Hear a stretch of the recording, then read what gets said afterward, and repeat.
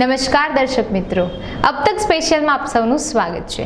સૌરાષ્ટ્રના 32 રજવાડાઓએ અંગ્રેજી કાળમાં બનાવેલી રાજકોટની ઐતિહાસિક રાજકુમાર કોલેજ તાજેતરમાં વિવિધ મુદ્દે વિવાદમાં આવી હતી, જેને લઈને રાજકુમાર કોલેજના ટ્રસ્ટના પ્રમુખ મહિપાલ વાડા સહિતના ટ્રસ્ટીઓએ પત્રકાર પરિષદ યોજીને આ વિવાદ અંગે પોતાનો ખુલાસો રજૂ કર્યો હતો, જેમાં રાજકુમાર કોલેજના તમામ ટ્રસ્ટીઓએ સંસ્થાની ગરિમાને લાંછન લગાડવાના પ્રયાસોને વખોડી કાઢ્યા હતા। અંગ્રેજોના સત્તાકાળ દરમિયાન કાઠિયાવાડના દેશી રાજવી પુત્રોને અંગ્રેજી પ્રથાનું શિક્ષણ આપવા વર્ષ 1870માં રાજકોટમાં રાજકુમાર કોલેજની સ્થાપના કરવામાં આવી હતી। 32 રજવાડાઓના સંયુક્ત ફંડથી બનેલી રાજકુમાર કોલેજ ઐતિહાસિક વારસો ધરાવવાની સાથે ભવ્ય વર્તમાન પણ ધરાવે છે। આવી ગૌરવશાળી રાજકુમાર કોલેજ તાજેતરમાં લોકડાઉન દરમિયાન સરકારના પ્રતિબંધ છતાં વિદ્યાર્થીઓ પાસેથી ફી માંગવાના ઉપરાંત ટ્રસ્ટી મંડળની ચૂંટણી ન થતી હોવા સહિતના મુદ્દે વિવાદમાં આવી હતી, જેથી આ વિવાદ અંગે ખુલાસા કરવા રાજકોટ કોલેજ ટ્રસ્ટના પ્રમુખ મહિપાલ વાડા સહિતના ટ્રસ્ટીઓએ પત્રકાર પરિષદ યોજી હતી। આ પત્રકાર પરિષદમાં રાજકુમાર કોલેજની પ્રતિષ્ઠાને અમુક રાજવી પરિવાર દ્વારા નુકસાન પહોંચાડવાના પ્રયાસ થઈ રહ્યા હોવાનું જણાવીને પોતાની મહત્વાકાંક્ષા સંતોષવા માટે થતા આવા પ્રયાસોને દુઃખદ ગણાવ્યા હતા। एक ज शब्द है कि अमे सौ दुखी छे। जे जूठाणु अत्यारे चाली रह्यु छे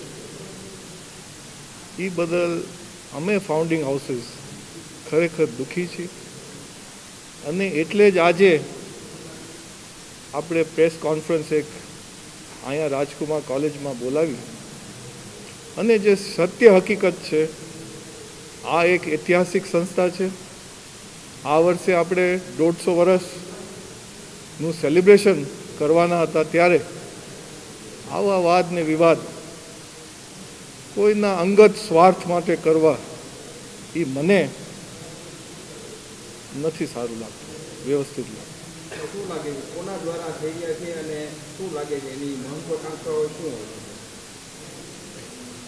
हवे जे ई तो मने बहु ख्याल न होय, पण सौना जुदा एजेंडा हशे। अमारा भाईओ ज छे, पण जो आगळ आवी अने पेट छूटी बात करे तो आपणे एमनी साथे बेसी अने कोक निर्णय उपर आपणे आवी शकीए।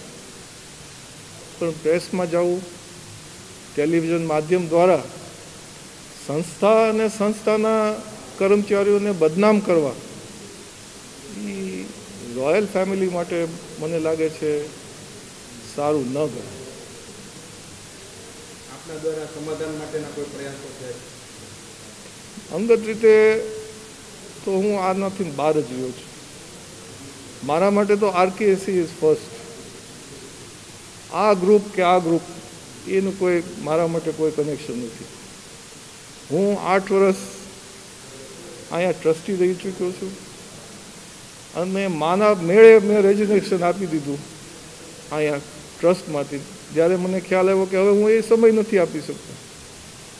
ज्यारे मारा छोकराओ गया अहींया भणवा आव्या ते मारी आ 6ठी पेढी हती कि जे आ एक स्कूलमां भणेली, एटले अमारे तो एक गौरवनी वात छे अने एटले ज अमारी लागणी दुभाई छे कि भाई आ जे थई रह्युं छे ई संस्था माटे, अमारा कुटुंबो माटे आ सारी वात नथी।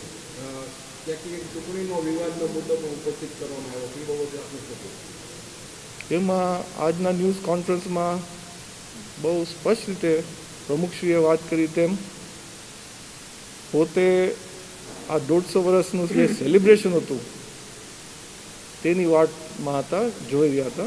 पण हवे आ कोविडनी महामारीना हिसाबे आ बनी शके एम नथी, एटले एमने चेरिटी कमिश्नर ने लखीने आप्युं छे कि जरूर आप चूंटणी योजो, एमां अमारे कोई वांधो नथी। स्कूलमां आल्कोहोल पीवातो होवानी अने वालीओ पासेथी पराणे फी लेवामां आवती होवानी पण फरियाद उठी रही छे, तो ए बाबते आपनुं शुं कहेवुं?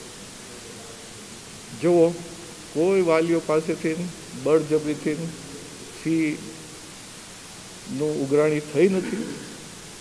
जेम न्यूज कॉन्फ्रन्स में स्पष्टीकरण थयुं तेम जे एप्रिल थी जून नी जे 150 वर्षनी सेलिब्रेशन हतुं तेनी वाटमां हता, जोई रह्या हता। पण हवे आ कोविडनी महामारीना हिसाबे आ बनी शके एम नथी, एटले एमने चेरिटी कमिश्नर ने लखीने आप्युं छे कि जरूर आप चूंटणी योजो, एमां अमारे कोई वांधो नथी। स्कूलमां आल्कोहोल पीवातो होवानी अने ત્રિમાસિક ફી હતી તેનું વોટ્સએપ દ્વારા પેરેન્ટ્સને મે મહિનામાં જાણ કરેલી, પણ સાથે સાથે પ્રિન્સિપલનો કાગળ પણ ગયો છે, મેસેજ પણ ગયું છે કે please pay the fee at your convenience.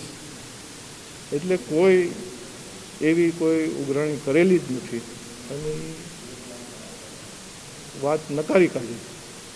આ વિવાદથી ભવ્યતા ધરાવતી રાજકુમાર કોલેજની પ્રતિષ્ઠાને નુકસાન સાથે શું કહેવા? જરૂર આ વિવાદથી આ સંસ્થાની પ્રતિષ્ઠાને જરૂર નુકસાન થશે. હવે સમય બદલી ગયો છે. આ સમય છે કોમ્પિટિશન. પહેલાં આરકેસી એકમાત્ર એવી સંસ્થા હતી આપણી ગુજરાતમાં કે આપણા કાઠિયાવાડમાં કે જે આવું ઇન્ફ્રાસ્ટ્રક્ચર, આવું એજ્યુકેશન, આવી ફેસિલિટી પૂરી પાડી શકતી. હવે અનેક ઘણી સંસ્થાઓ આવી ઊભી થઈ ગઈ છે અને જ્યારે આપણે જો ટકી રહેવું હોય તો બધાય સાથે મળી અને કામ કરીએ તો જ આવી સંસ્થાઓ ટકી રહેશે. તો આપને લાગે છે કે સંસ્થાને બદનામ કરવાના પ્રયાસના ભાગરૂપે આ બધી પ્રક્રિયા ચાલી રહી છે? હું નથી માનતો કે બદનામ કરવા, પણ અમુકની મહત્વકાંક્ષા હોય, થોડીક ઉતાવળ હોય કે અમારે ક્યાંક પોસ્ટ ઉપર બેસી જવું અને એના લીધે આ થતું હોય એવું હું માનું છું. હાલના મહામારીના સમયમાં હજુ પણ કોરોનાની દવા શોધાઈ નથી, ત્યારે લોકો તેમની તકેદારી કેવી રીતે રાખી શકે તે માટે પણ એટલું જ જરૂરી છે. બીજી તરફ લોકોની રોગપ્રતિકારક શક્તિ પણ સ્વાસ્થ્ય માટે કારગત નીવડે છે. આ તકે આયુર્વેદ તરફ લોકોનો જો ઝુકાવ જોવા મળે તો ઘણી તકલીફોમાંથી રાહત મળી શકશે. આયુર્વેદ લોકોના શરીરને બખૂબી રીતે ઓળખી શકે છે. આ તકે લોકોએ આયુર્વેદનો સહારો લઈને પોતાને સ્વસ્થ રાખવા પ્રયત્ન કરવો જોઈએ. નમસ્કાર મિત્રો, વૈશ્વિક સ્તર પર અત્યારના હાલ જે મહામારીનો સામનો જ્યારે લોકો કરી રહ્યું છે, સમગ્ર વિશ્વ કરી રહ્યું છે, ત્યારે તેનો ઉપચાર શું, આ વસ્તુમાંથી કેવી રીતે બહાર આવી શકાય, હજી સુધી વૈશ્વિક સ્તર પર આની કોઈ દવા શોધવામાં આવી નથી. જી હા, હું વાત કરી રહ્યો છું કોરોના પેન્ડેમિકની. પરંતુ ઋષિવંશી પરંપરાથી ચાલી આવતી જે પદ્ધતિ છે, જે આયુર્વેદ, એને ક્યાંક ને ક્યાંક અત્યારના આપણે અવગણી રહ્યા હોય તેવી સ્થિતિ જોવા મળી રહી છે. ત્યારે આપણે આયુર્વેદનું મહત્વ શું છે, 21મી સદીમાં આયુર્વેદ કઈ રીતે આપણને ઉપયોગી થઈ શકે છે, અનેકવિધ જે રોગો છે તેમાં તેનો ઉપચાર આયુર્વેદ કઈ રીતે આપી શકે છે, તે વિશે આપણે આજે માહિતી મેળવીશું. ત્યારે અત્યારના આપણી સાથે સ્ટુડિયો પર ઉપસ્થિત છે ડોક્ટર મૈત્રેય મણિયાર, કે જેઓ આયુર્વેદ પંચકર્ણમાં MD થયેલા છે અને હાલ તેઓ Indian institute Ayurveda research and હોસ્પિટલમાં આસિસ્ટન્ટ પ્રોફેસર તરીકેની પણ ફરજ બજાવી રહ્યા છે. ડોક્ટર મૈત્રેય, આપનું ખૂબ ખૂબ સ્વાગત છે કે આજ આપ અમારા સ્ટુડિયો પર આવી અને અમારા જે આજે દર્શક મિત્રો છે, अब तकના જે ખાસ દર્શક મિત્રો છે, એને આપ આયુર્વેદાને લઈ આજે માહિતી આપશો. નમસ્તે ડોક્ટર સાહેબ, સૌપ્રથમ પ્રશ્ન તો એ મારે આપને પૂછવાનું મન થાય છે કે આપણી ઇમ્યુનિટી સિસ્ટમ, આયુર્વેદ ઉપર તો પ્રશ્ન કરીશ જ, પણ અત્યારના જે આપ વૈશ્વિક સ્તર ઉપર જે મહામારીનો લોકો જે સામનો કરે છે, ક્યાંક ને ક્યાંક એવું કે આપણી જો ઇમ્યુનિટી સિસ્ટમ સારી હશે તો આપણે આ કહેરથી બચી શકીશું. ખરા અર્થમાં ઇમ્યુનિટી સિસ્ટમ એટલે તો શું, પહેલા તો એ અમને જણાવો. જે ઇમ્યુનિટી સિસ્ટમની વાત થઈ રહી છે એ એક રોગ પ્રતિકારક શક્તિ છે, આપણી શરીરની આંતરિક શક્તિ, કે જેને આપણે ઇમ્યુન સિસ્ટમ કહીશું. એ આપણા શરીરની એક શક્તિ છે કે બહારના કોઈ બી પરિબળ હોય, એ બની શકે કે માનવ નિર્મિત છે કે પછી એ કુદરતના છે, કોઈ બી પરિબળની સામે આપણને અને આપણા શરીરને, આપણા સ્થૂળ શરીર, સૂક્ષ્મ શરીરને ટકાવી રાખે, તો એ છે આપણી રોગ પ્રતિકારક શક્તિ, ઇમ્યુનિટી. અને આ માનસિક સ્તરે બી ખૂબ જરૂરી છે. એ માનસિક સ્તરે બી આપણું સત્વ, જે આપણે કહીએ છીએ, તો એ સત્વ બી ખૂબ સારું હોવું જોઈએ, અને તો જ આપણે માનસિક સ્તરે અને શારીરિક સ્તરે બંને રીતે ટકી શકીએ. તો આ એક આપણી અંદરની શક્તિ છે. ડોક્ટર સાહેબ, ઇમ્યુનિટી સિસ્ટમનું મહત્વ શું ખરા અર્થમાં? કોઈ બી પરિબળની સામે આપણને આપણા મૂળભૂત જે બેલેન્સ છે એને બનાવી રાખશે, આપણને જાળવી રાખશે. કોઈ બી પરિબળની સામે આપણને ટકાવી રાખશે, આપણને હારવા નહીં દે, થાકવા નહીં દે. સર, ઇમ્યુનિટી સિસ્ટમને આપણે ધારો કે ડેવલપ કરવી હોય, શું કરવું જોઈએ આપણે ખરા અર્થમાં? તો આ એક સ્તર પદ્ધતિથી થતી એક પ્રોસેસ છે, લાંબી પ્રોસેસ છે. થોડું ઘણું જે 50% આપણે કહી શકીએ તો એ આપણને આપણા માતા પિતાથી આપણે જે જગ્યાએ રહીએ છીએ, જ્યાં આપણો જન્મ થયો છે, તો એ રીતે આપણને મળી ચૂકી છે. અને બાકીનું જે 50% છે એ આપણે ડેવલપ કરી શકીએ છીએ, એમાં એડ ઓન કરી શકીએ છીએ. તો આ નાનપણથી પહેલા સ્ટેપથી આપણે શું ખાઈએ છીએ, શું કરીએ છીએ, આપણી દિનચર્યા, જેમ કે સવારે વહેલા ઉઠવું, તો ત્યાંથી લઈ અને દરેકે દરેક જે સ્ટેપ છે તો એ આપણને હેલ્પ કરશે આપણી ઇમ્યુનિટીને ડેવલપ કરવા માટે. તો આની અંદર જે 50% જે આપણો રોલ છે, તો એમાં હું ચોક્કસ કહીશ કે આપણું ભોજન, આપણે શું વિચારો લઈ રહ્યા છીએ, કઈ જગ્યાએ રહી રહ્યા છીએ, આપણો એટીટ્યુડ, આ દરેકનું એક એક ભાગ ભજવે છે, દરેક પરિબળ. સર, ક્યાંક ને ક્યાંક આપણી લાઈફસ્ટાઈલ વિશે જો આપણે વાત કરીએ તો એ ઇમ્યુનિટી સિસ્ટમને ડિસ્ટર્બ કરતી હોય એવું નથી લાગી રહ્યું? For if I ask you about the 21st century. ચોક્કસ ચોક્કસ ઘણી બધી જગ્યાએ આપણે લેટ ગો કરી રહ્યા છે ખાલી ફાઇનાન્શિયલ ગેઇન કે મટીરિયલિસ્ટિક લાઈફમાં મજબૂત બનવાના ચક્કરમાં આપણે આપણી રોગ પ્રતિકારક શક્તિને, આપણા શરીરને, આપણા સ્વાસ્થ્યની સાથે સાથે આપણા દરેક રિલેશન્સને, આ દરેકને આપણે કોમ્પ્રોમાઇઝ કરી રહ્યા છે. તો ચોક્કસ આ થઈ રહ્યું છે. સાહેબ, આપણે કહીએ છીએ કે ઘર એક મંદિર, ભગવાનનું ધામ હોય એ એક મંદિર, પણ ખરા અર્થમાં આપણું શરીર પણ એક આપણું મંદિર છે. ચોક્કસ. આપણા લોકો એને જાળવવામાં ક્યાંક ને ક્યાંક નિષ્ફળ નીવડી રહ્યા છે, અસફળ થઈ રહ્યા છે. શું કારણ હોઈ શકે આપણા મત પ્રમાણે? આ એક જો સિમ્પલ રીતે સમજીએ તો એક ક્યાંક ને ક્યાંક જાગૃતતાનો અભાવ. આપણે રૂપિયાને કે આર્થિક સ્તરને આપણે એટલું મહત્વ દઈ રહ્યા છે કે જ્યારે આપણે એ ભૂલી રહ્યા છે કે આ બધું ત્યારે છે જ્યારે આપણું શરીર છે. અને જો શરીર નહીં રહે તો આ બધું ઝીરો છે, ભલે ગમે એટલા ઝીરો આપણી પાસે હોય. તો આ એક જાગૃતતા આપણે લાવવી પડશે. અને આપણે કોરોનાને પોઝિટિવલી લઈ શકીએ કે આપણને આ તરફ પેન્ડેમિક છે લઈ જઈ રહ્યો છે. આપણા ઘણા બધા વર્ષોથી તમે કદાચ જોયું હશે તો ફેમિલી સાથે સમય નહોતો મળ્યો, પણ આજે છેલ્લા 60 દિવસથી તમે તમારા રિલેટિવ્સની, ફેમિલીની આપણે ઘણા નજીક પહોંચી ગયા છે. સાથે સાથે આપણે કુદરતને પણ માણતા થઈ ગયા છે. Yes yes yes. સાહેબ, હવે જે પ્રશ્ન આપણે જે મૂળ આજે આપણે જે ચર્ચા કરવાની છે કે આપણે કરી રહ્યા છીએ, તે મારે પ્રશ્ન એમાં એ પણ પૂછવો છે. કોઈ પણ રોગ માટેની સાહેબ જે ટ્રીટમેન્ટની વાત આવતી હોય તો અત્યારના લોકોનું સૌથી પહેલું પ્રાધાન્ય એલોપેથી તરફનું છે કે ત્વરિત ક્યોર આપે છે, ક્યોર કરી દે. સાહેબ, આયુર્વેદનું મહત્વ શું ને આયુર્વેદનું ઉદ્ભવ સ્થાન શું? આપણે ત્યાંથી મારે તમને પૂછવાનું મન થાય છે. ઓકે. આયુર્વેદ એ એક એવી ચિકિત્સા પદ્ધતિ છે કે જેને એકચ્યુઅલમાં આપણે પ્રયોગમાં લાવવી જોઈએ, આપણી લાઈફસ્ટાઈલ એ રીતની બનાવવી જોઈએ. આ એક આપણી પરંપરા છે, ભારતીય પરંપરા છે, આપણી સંસ્કૃતિ છે. અને આ એક એવી મૂળભૂત વસ્તુ છે કે જેને આપણે પ્રયોગમાં લાવી. આ કોઈ થીગડા મારવાની વસ્તુ નથી કે ક્યાંક વેર એન્ડ ટેર થયું તો એને પેચ કરી લીધું, સ્યુચર કરી લીધું, વાત પૂરી થઈ ગઈ. આ અંદરથી કંઈક મૂળભૂત ક્રિએટ કરવાની જે એક પદ્ધતિ છે તો એ છે આયુર્વેદ. અને આ એક આપણા જે 4 મહત્વના વેદ છે એમાંનું એક અંગ છે. અથર્વવેદનું ઉપવેદ છે આયુર્વેદ, કે જેનું એક અંગ છે. તો આ વેદમાંથી ચિકિત્સા પદ્ધતિ આવી છે. સાહેબ, આયુર્વેદનું મહત્વ શું અત્યારની આપણે જે સાંપ્રત પરિસ્થિતિની વાત કરીએ તો? દરેક સ્તરે આપણને આયુર્વેદ જાળવી રાખશે. આપણા મૂળભૂત જે આપણું સ્તર છે ત્યાં સુધી આ આયુર્વેદ આપણને લઈ જશે. આપણી રોગ પ્રતિકારક શક્તિ અને એ જાળવી રાખશે.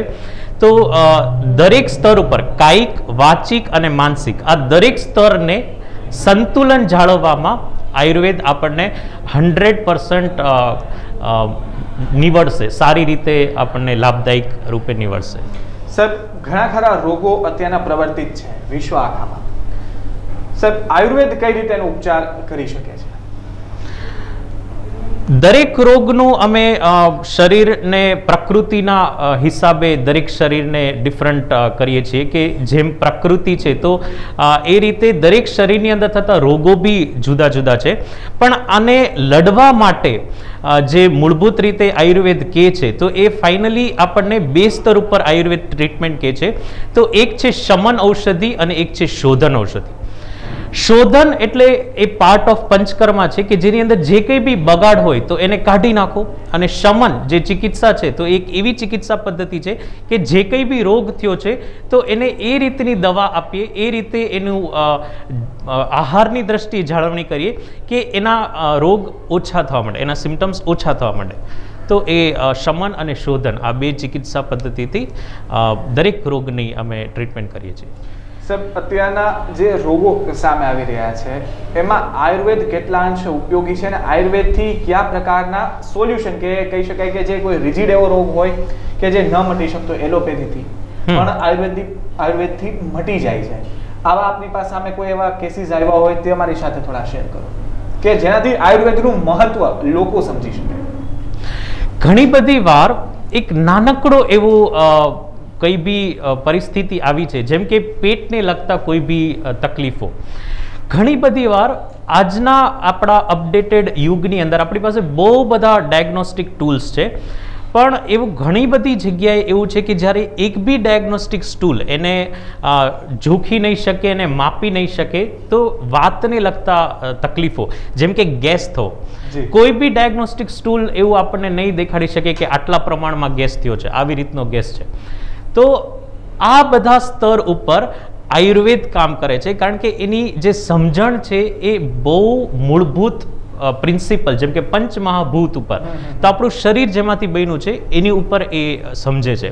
તો એટલા માટે જ્યાં ઘણા બધા બીજા શાસ્ત્ર કદાચ ફેલ થતા હોય કે ના ઓળખી શકતા હોય ત્યાં બી આયુર્વેદ કામ કરી જાય છે. સાહેબ, કહેવાય છે કે આયુર્વેદની જે ટ્રીટમેન્ટ છે તે it is very time consuming, વાત સાચી કે ના? એવું નથી, ટાઈમ કન્ઝ્યુમિંગ બિલકુલ નથી. તરત જ તમને એનો લાભ મળે છે જો એને પદ્ધતિસર આપણે જાળવી છે અથવા પદ્ધતિસર આપણે કરી રહ્યા છીએ. જેમ કે ભૂખ નથી લાગવી તો તમે એક આદુનો કટકો મોઢેથી ચાવી જાઓ, તમને within half an hour any effect જોવા મળશે. તો આ કઈ રીતે આપણે એનો ઉપયોગ કરી રહ્યા છીએ, કઈ જગ્યાએ ઉપયોગમાં લઈ રહ્યા છીએ તો એની ઉપર છે. તો આયુર્વેદ બી એટલું જ શીઘ્રતાથી રિઝલ્ટ આપશે જેમ બીજા બી જેમ કે ઇમરજન્સી મેડિસિન, તો આયુર્વેદ બી એ કરી શકે છે.